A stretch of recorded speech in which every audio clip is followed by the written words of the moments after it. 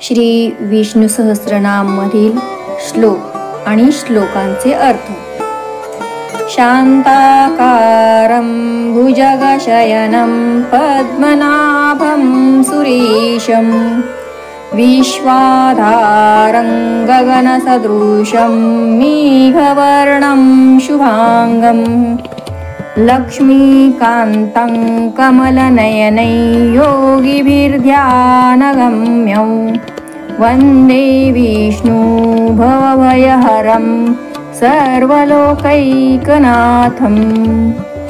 आता आपण या श्लोकाचा अर्थ पाहूया.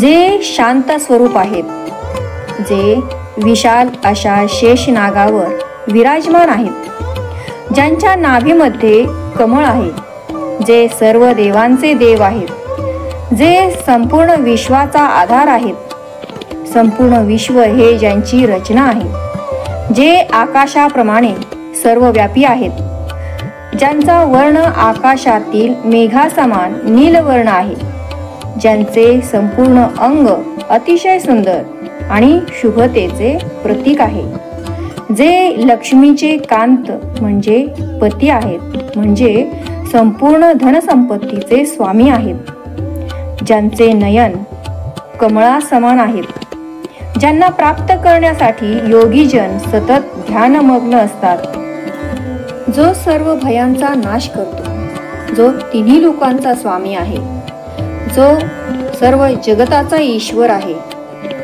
अशा भगवान श्री विष्णूंना मी प्रणाम करतो. जय श्री कृष्ण.